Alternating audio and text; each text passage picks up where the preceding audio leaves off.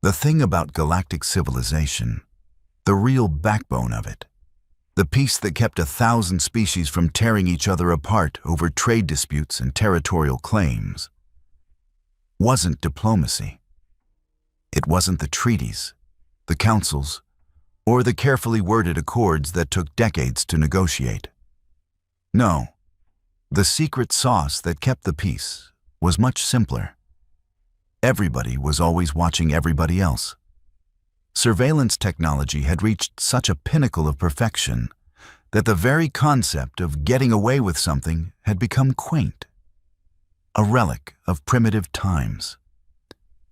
Every station, every ship, every commercial hub bristled with quantum-encoded cameras that couldn't be hacked, couldn't be fooled, and couldn't be turned off without triggering about 17 different emergency protocols. Crime hadn't been eliminated, but it had been rendered pointless. Why steal when your face, your DNA signature, and your galactic citizen identification code were being uploaded to enforcement databases before you even finished pocketing the goods? The galactic community had, in essence, solved violence through the simple expedient of making privacy extinct. Murder rates across council space had dropped to nearly zero. Not because sentient beings had suddenly evolved beyond their baser instincts, but because killing someone in full view of 47 different camera angles with 8 different spectral ranges seemed rather counterproductive. Even the most rage-filled Vorthak, a species known for their tempers and their excessive number of stabbing appendages, would pause mid-lunge when they remembered the cameras. It was beautiful, really. Sterile and dystopian if you thought about it too hard, but beautiful. The mining station designated as Outpost Tertius 9 was no exception to this rule. Perched on the edge of a mineral-rich asteroid belt in a thoroughly unremarkable system, it housed a crew of 47 beings who processed rare Earth elements and tried not to go insane from boredom. The station was so covered in surveillance equipment that the running joke among the crew was that the cameras had cameras. Every corridor, every room, every airlock was monitored, recorded, and backed up to 3 separate data centers across 2 star systems, which made it the perfect target, according to Captain Vrex of the pirate vessel Nebula's Fang. The organics always trust their technology too much, Vrex had explained to his crew, mandibles clicking with satisfaction. A Karvesh of impressive size, his exoskeleton bore the scars of a dozen enforcement encounters he'd somehow survived. They see the cameras, they feel safe. They forget that technology breaks. Everything breaks eventually. His crew consisted of 4 other individuals, each selected for their particular skills and their complete lack of moral framework. There was Doc, a Hanarian, whose 4 arms could crack encryption as easily as they could crack skulls. Zeltis, a Vorgothi female whose species' natural, chameleonic abilities made her ideal for infiltration. Rock and Genel, a pair of Kreshnok brothers who served as muscle and whose species had a well-deserved reputation for enjoying violence a bit too much. They'd done their homework on Tertius 9. The station's security was entirely dependent on its surveillance network. The crew was mostly miners and engineers, nobody with combat training. And best of all, there was a human on board. Humans.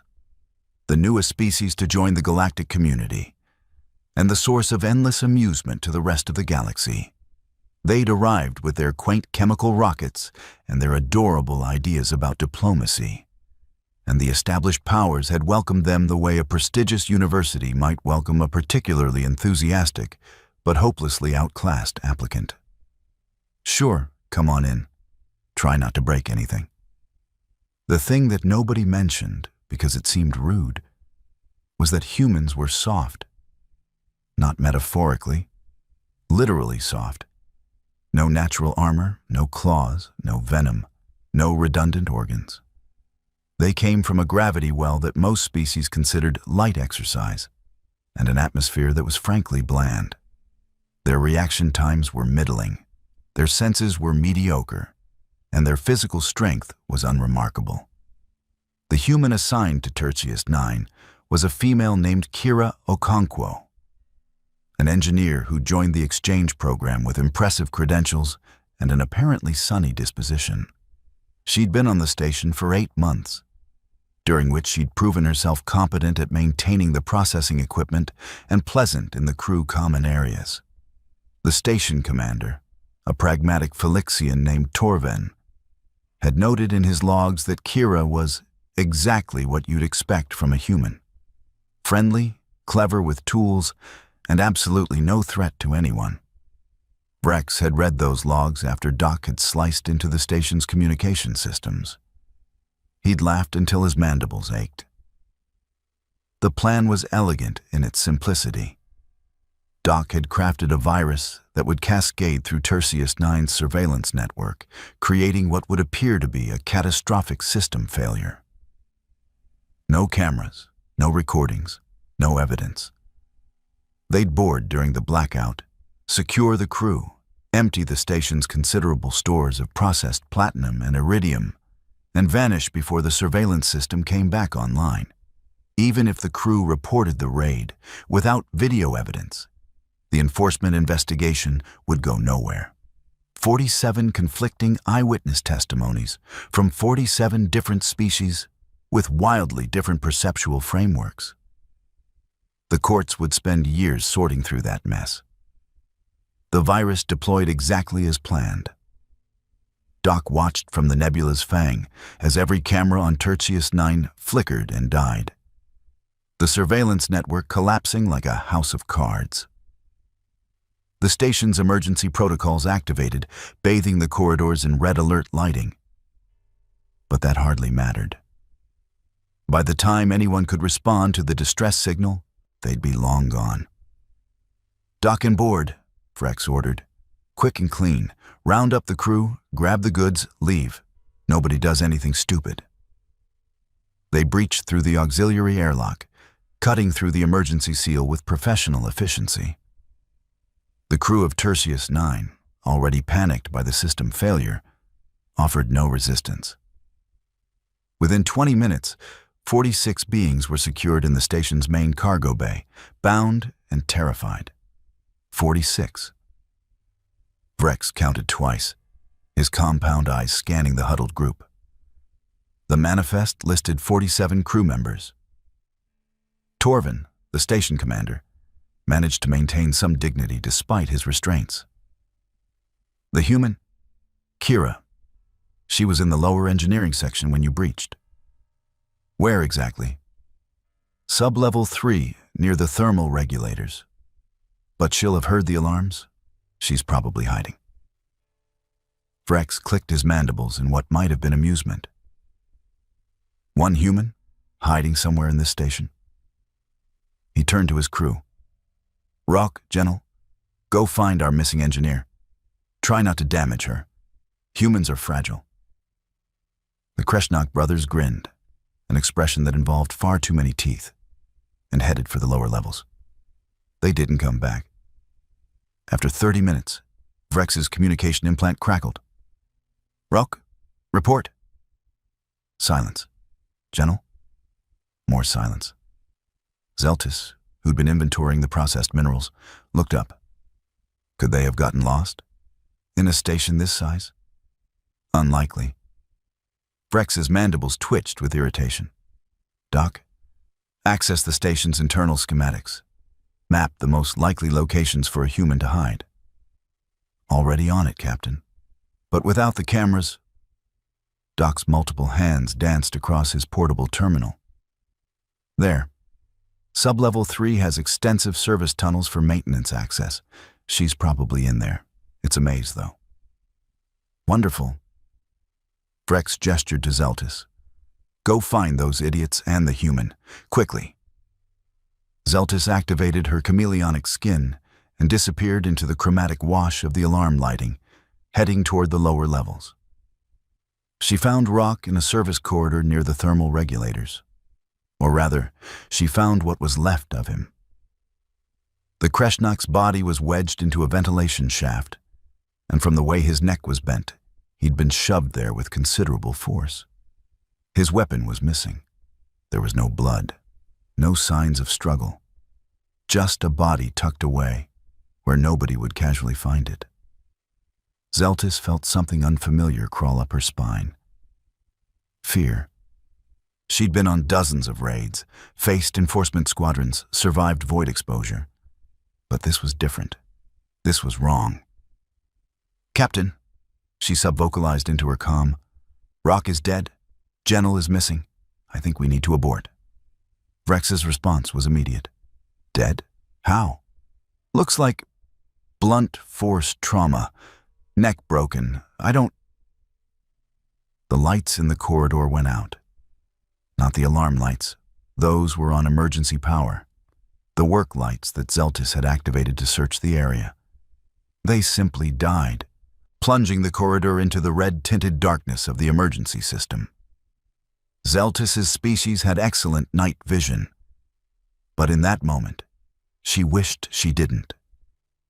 Because in the red glow, she saw something move at the far end of the corridor. Something human-shaped, but moving wrong. Too smooth, too purposeful. She raised her weapon, her chameleonic skin rippling with stress. "Stay back, I'm armed." The figure didn't stop, didn't slow. It stepped into a pool of red light, and Zeltis saw her.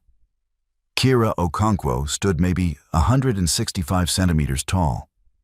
Her skin was dark, her hair was pulled back in a practical bun, and her coveralls were streaked with grease and what might have been hydraulic fluid. She was smaller than Zeltis, lighter, presumably weaker. She was smiling. "You should leave now," Kira said, her voice conversational, almost friendly. "Take your captain, take your ship, and go." Zeltis fired. The plasma bolt should have taken the human in the chest, should have. But Kira moved, not with supernatural speed, but with absolute certainty, and the bolt splashed against the corridor wall, scorching metal. Before Zeltis could fire again, before she could activate her combat protocols or call for help, the human closed the distance. Kira's hand found Zeltis's weapon arm, twisted with leverage that seemed impossible from her frame, and the gun clattered away. A moment later, Zeltis was on the ground, her carotid artery compressed by an arm that felt like it was made of cables rather than muscle. The last thing she heard before unconsciousness took her was Kira's voice, still pleasant, still friendly. "I warned you." Up in the main cargo bay, Vrex was experiencing what his species would call a crisis of confidence. 3 of his crew gone, the human still at large. The confined crew members were watching him with expressions ranging from terror to what might have been grim satisfaction. Doc's hands flew across his terminal. "Captain, I'm picking up movement in the lower levels. Lots of it. Could be the human, could be Zeltis returning," Vrex finished. "Or could be the human has armed herself with our weapons. With respect, Captain, perhaps we should cut our losses. We can still..." "No." Vrex's mandibles snapped together with finality. "We are not being driven off by one human. We find her, we neutralize her, we complete the mission." Commander Torvin, from his position among the bound crew, spoke up. "You really should listen to your tech specialist. Kira's not typical. She's a human, an engineer. What could she possibly..." "She's a human engineer who grew up in Lagos," Torvin interrupted. "Do you know what Lagos is? Of course you don't. Let me educate you. Lagos is a city of 25 million humans, with infrastructure that barely functions and crime rates that would make a Kreshnak war clan blanch. Kira survived that, thrived in it, got her engineering degree while working 3 jobs in neighborhoods where people disappeared regularly. She told me once that the trick to survival wasn't being the strongest or the fastest. It was being willing to do what needed to be done without hesitation. Vrex stared at the Felixian. You're trying to frighten me with a human's resume? I'm trying to give you context. Your species evolved with shells, with natural armor. You've never had to learn what humans learned on their world. You've never had to be soft and survive anyway. Enough. Vrex turned to Doc. You're with me. We're ending this. They descended into the lower levels, weapons at ready, every sense alert. The station's emergency lighting gave everything a hellish cast. The thermal regulators hummed around them, creating a symphony of mechanical noise that masked footsteps and breath. They found Genel in the processing chamber, where the station refined its ore. The Kreshnak's body was draped over one of the large conveyor mechanisms, his armor cracked open. Near him lay several improvised weapons, a plasma cutter, an industrial bolt gun, a length of reinforced cable.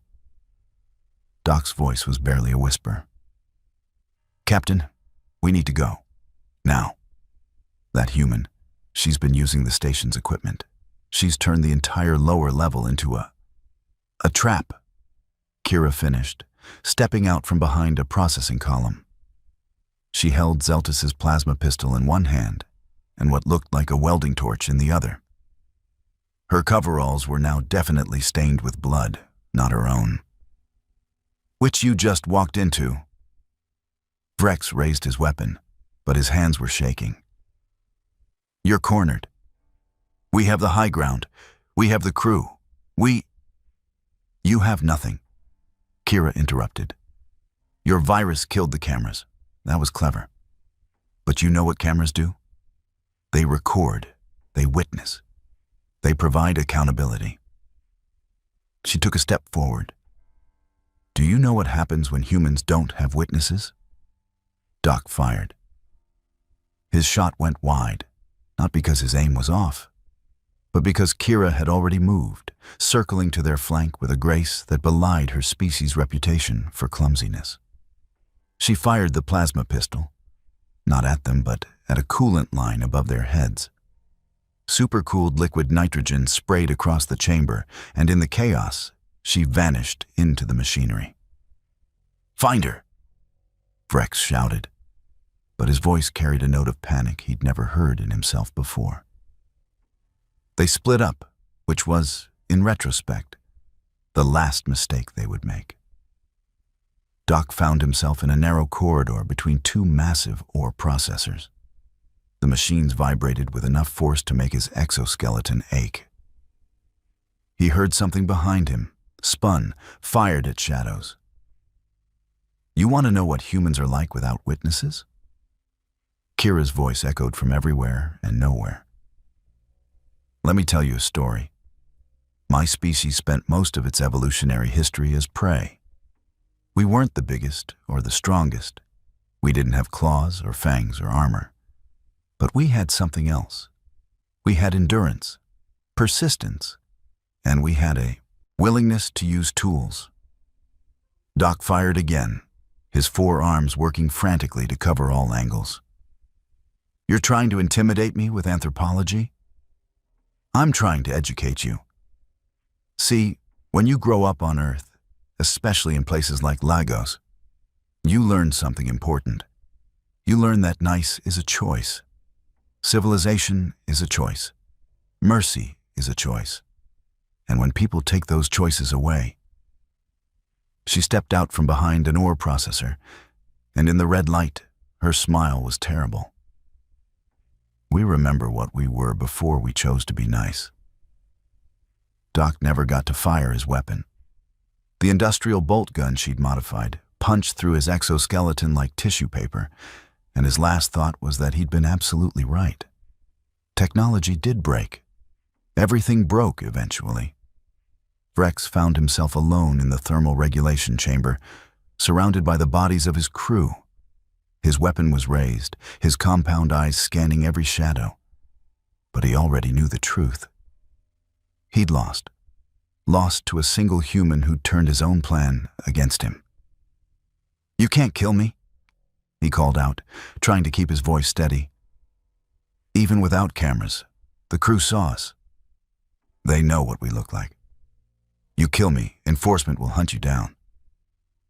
"Will they?" Kira emerged from the darkness, moving slowly now, deliberately. She'd set down the weapons. Her hands were empty. "Tell me, Captain Vrex, what will they find here?" The surveillance system failed, catastrophically. By the time it comes back online, what story will the physical evidence tell? Vrex's mandibles clicked nervously. "The crew will testify." Will they? They'll testify that pirates boarded the station, that your crew secured them in the cargo bay, and then nothing. They'll say they heard sounds from the lower levels, screams maybe, weapons fire. And hours later, when I let them out, they'll find nothing but an empty station and missing pirates. No bodies, no evidence. Just an engineering section that suffered some unfortunate equipment malfunctions during the raid. You're bluffing. You can't hide 4 bodies. Can't I? Kira gestured around the thermal regulation chamber. "Do you know what this station does, Captain? We process rare earth elements. We use plasma furnaces that operate at temperatures that would vaporize your exoskeleton in seconds. We have ore crushers that can reduce solid rock to powder. We have waste disposal systems that feed directly into the local star via automated drones. And I'm the chief maintenance engineer. I know every system, every process, every way to make something disappear." Vrex felt true fear then, a primal terror that his species had forgotten they could feel. "You're a monster."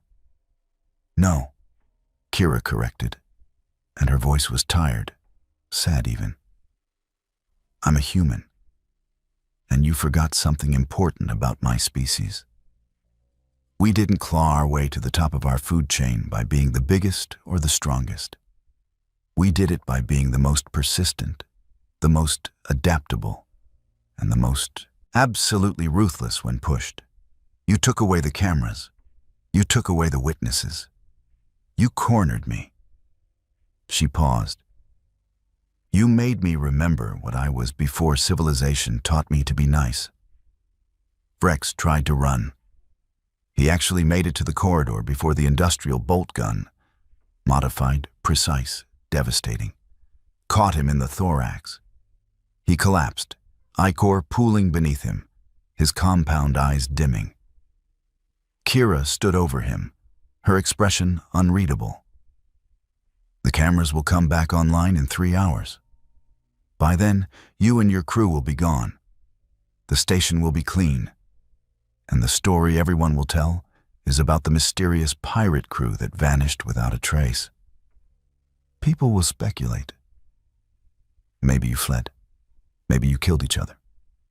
Maybe the void took you." She knelt down, looking into his fading eyes. "But nobody will suspect the friendly human engineer, because that wouldn't make sense. Humans are soft. Everyone knows that."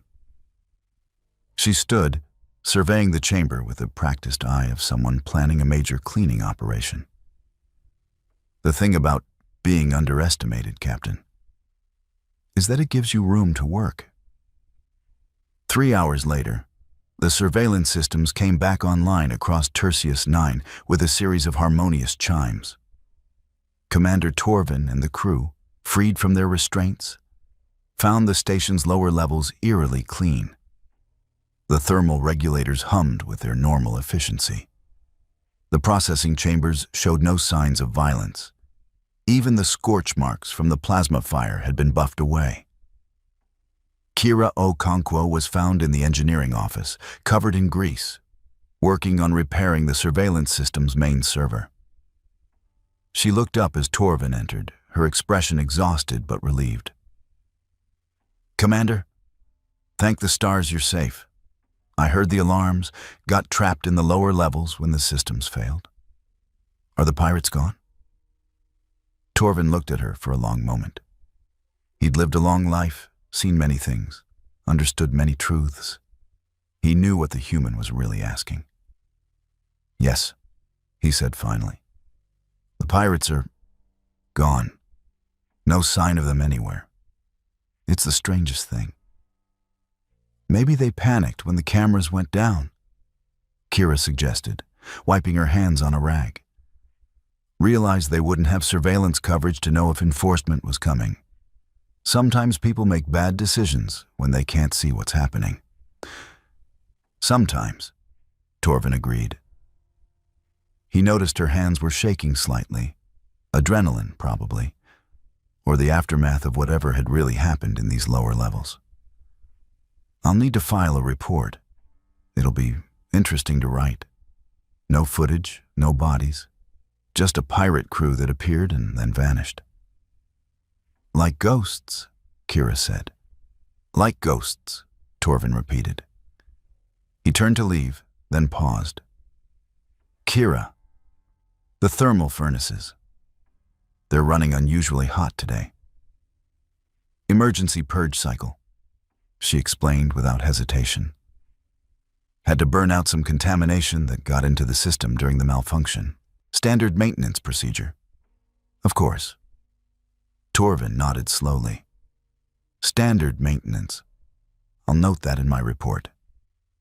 He left her there, surrounded by her tools and her secrets, and headed back to begin the bureaucratic nightmare of explaining to enforcement how 5 well-armed pirates had simply ceased to exist. The investigation, when it came, was exactly as Vrex had predicted, which was to say, utterly useless. Without surveillance footage, the enforcement agents had nothing but conflicting eyewitness accounts. The Felixian crew members remembered the pirates one way. The Henarian crew members remembered them differently. The Vorgothi crew member insisted she'd seen 6 pirates, not 5. Kira's testimony was regarded as particularly unhelpful. She'd been trapped in the lower levels, hadn't seen anything, had heard some sounds but couldn't identify them clearly.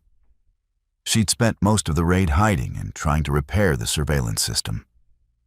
The enforcement agents marked her down as a non-useful witness and moved on. The Nebula's Fang was found 3 days later, drifting in the asteroid belt with its engines cold and its airlocks sealed.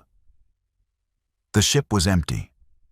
Forensic analysis revealed no signs of struggle, no blood, no evidence of what had happened to the crew. It was as if they'd simply stepped off the ship and vanished into the void. One enforcement agent, a particularly persistent Draxian named Kelth, spent weeks analyzing the case. He interviewed every crew member multiple times. He reviewed what little data could be recovered from the station systems. He even interviewed Kira Okonkwo 3 times, trying to find inconsistencies in her story. He found none, because there were none to find. In his final report, filed away in enforcement databases where it would gather digital dust, Kelth noted, "The disappearance of Captain Vrex and his crew remains unexplained. However, this agent notes certain inconsistencies in the station's thermal system logs and unusual wear patterns on industrial equipment that suggest intensive use during the surveillance blackout. Recommend further investigation into the activities of human crew member Kira Okonkwo. Note: request denied by Sector Command due to lack of evidence and diplomatic sensitivity regarding human integration." Life on Tertius 9 returned to normal. The surveillance systems were reinforced with additional redundancies. The crew went back to processing minerals and trying not to go insane from boredom. Kira Okonkwo continued her work as chief maintenance engineer, friendly and competent and absolutely no threat to anyone. Torvin watched her sometimes when she was working in the engineering sections and wondered what it cost to do what she'd done. What it cost to look at industrial equipment and see not tools, but weapons.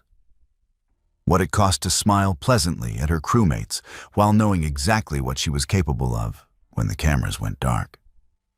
He never asked. Some questions, were better left unspoken.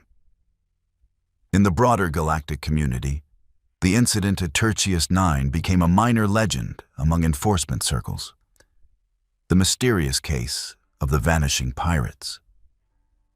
Various theories circulated. Some thought Vrex had faked his death and gone into hiding. Others believed the crew had turned on each other. A few conspiracy theorists suggested the void itself had swallowed them, a phenomenon reported but never confirmed.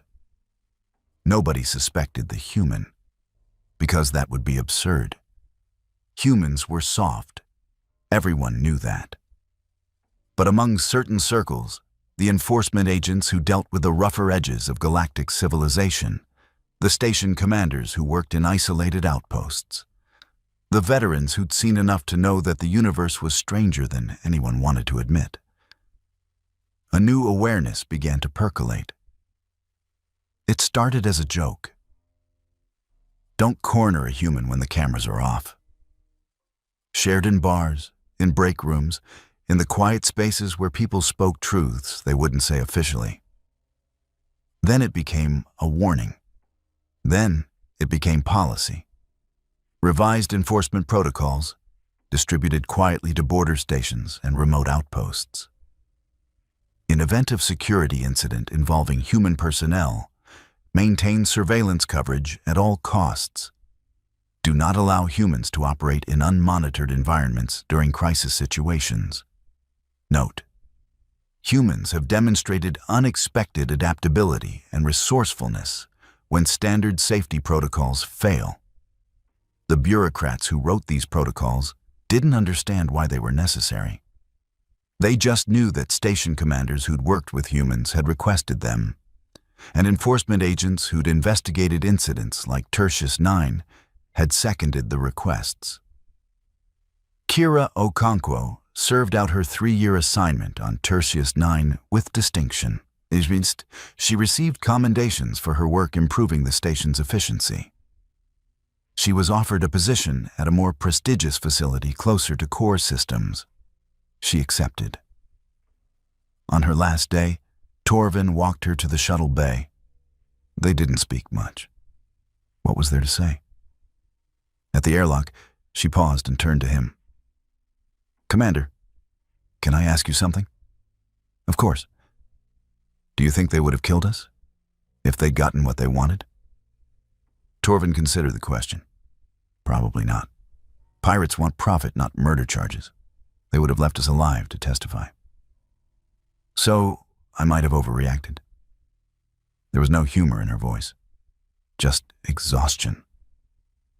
"You did what you had to do," Torvin said firmly. "What you were able to do, what perhaps only a human could have done." He paused.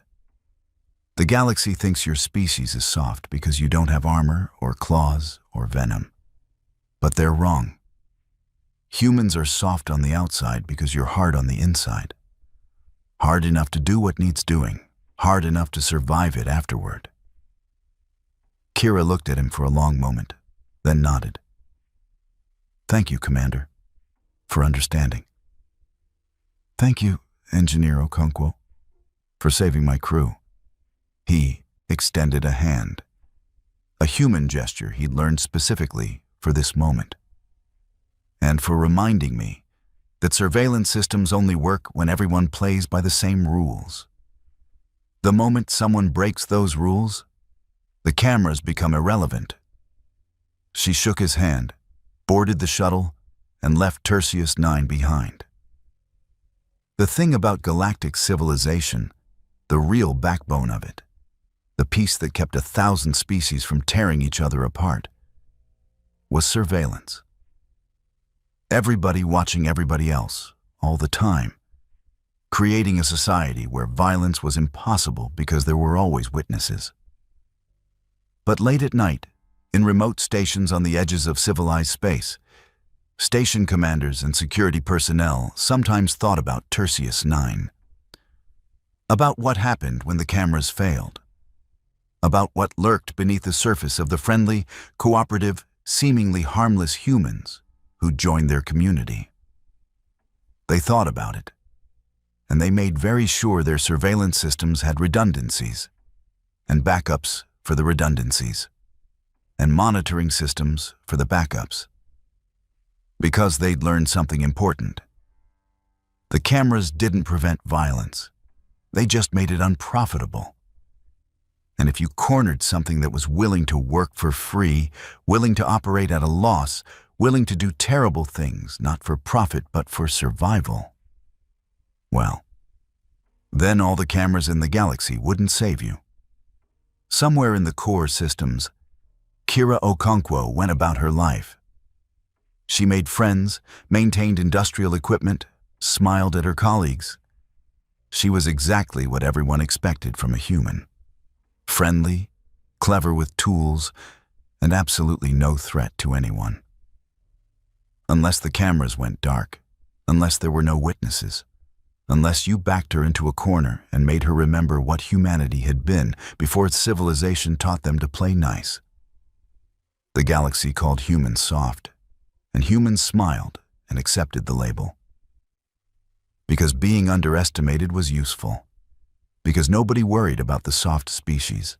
Nobody watched them too carefully. Nobody prepared for what they might do when pushed. And that was exactly how humans liked it. The cameras watched everything, recorded everything, witnessed everything. They were the foundation of galactic peace, the cornerstone of civilized society. The reason violence had become obsolete. Except when they failed. And in those dark moments, in those unwitnessed spaces, the galaxy was learning a truth that Earth had known for millions of years. The most dangerous predators are the ones that don't look dangerous at all.